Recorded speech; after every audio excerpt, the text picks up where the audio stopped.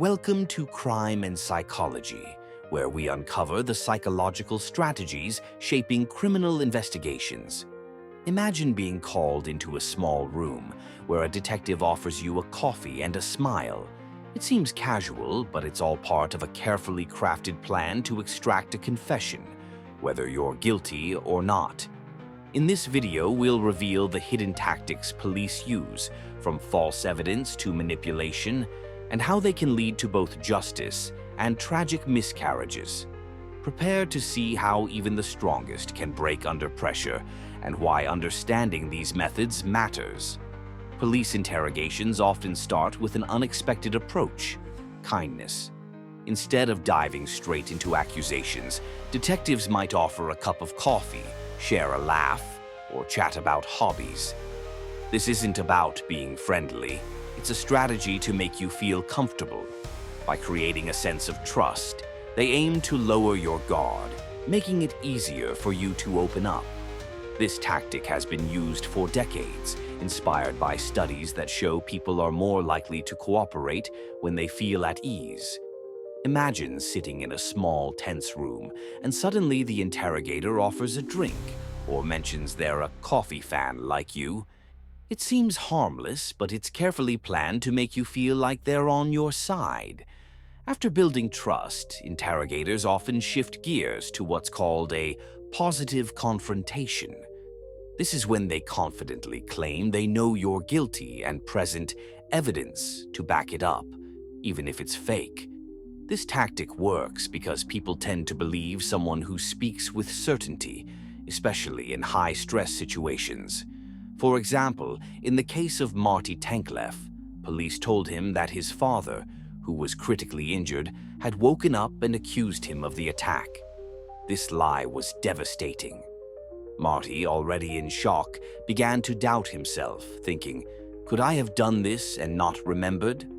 It's a powerful tactic that can make even innocent people question their reality. If a suspect tries to deny their guilt, interrogators often interrupt them quickly and firmly. This is designed to make the suspect feel like defending themselves is pointless. Over time, this constant interruption can make people feel powerless, as if nothing they say will change the outcome. This tactic is especially effective in long interrogations. Imagine trying to explain your innocence, only to be cut off every time you start speaking. It's exhausting and demoralizing. Historical cases like the Central Park Five show how this approach can wear people down, leading them to agree with whatever the police say, just to make the interrogation stop. Minimization is a clever trick where interrogators make the crime seem less serious. They might say, "Everyone makes mistakes," or suggest that the crime happened in a moment of weakness. This gives suspects a way to confess without feeling like they're admitting to something truly horrible. For instance, a detective might suggest, "You didn't mean for things to get out of hand, right? It was just an accident." This makes the confession feel less like an admission of guilt and more like an explanation for what happened. It's a subtle way of leading someone to agree with the story the police are telling. Many of these tactics come from the Reid technique, a widely used interrogation method developed in the 20th century. It was originally created as a humane alternative to physical coercion, focusing on psychological pressure instead. However, it has faced criticism for its potential to lead to false confessions, especially from vulnerable individuals like teenagers or people with mental health issues.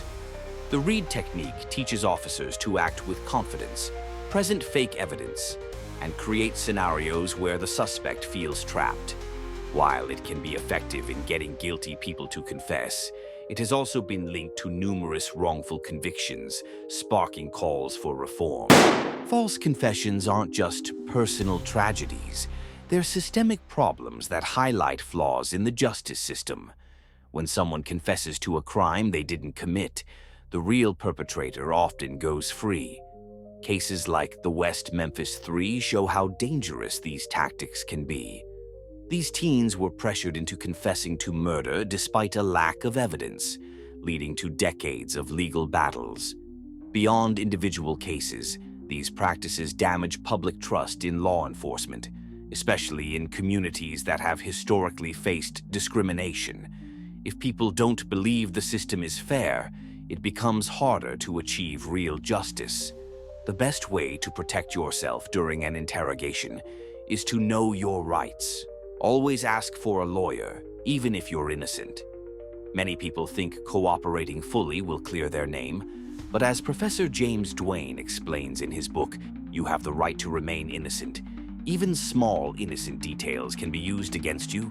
For example, someone might casually mention they've been to a certain area, only to find that detail twisted into evidence later. Knowing your rights isn't about being difficult. It's about protecting yourself from being manipulated by tactics designed to make you confess, whether you're guilty or not. By understanding these strategies, you can navigate interrogations more safely. At the same time, society must push for reforms that prioritize truth and fairness over pressure and manipulation. Only then can we create a justice system that works for everyone. Thank you for watching Crime and Psychology. Police interrogations are a powerful tool, but as we've seen, the psychological tactics used can blur the line between truth and coercion.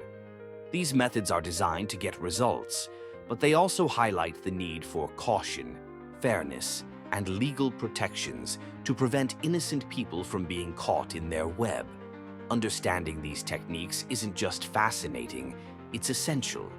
Whether you're a suspect, a juror, or simply someone interested in justice, knowing how confessions are obtained can help you see the bigger picture.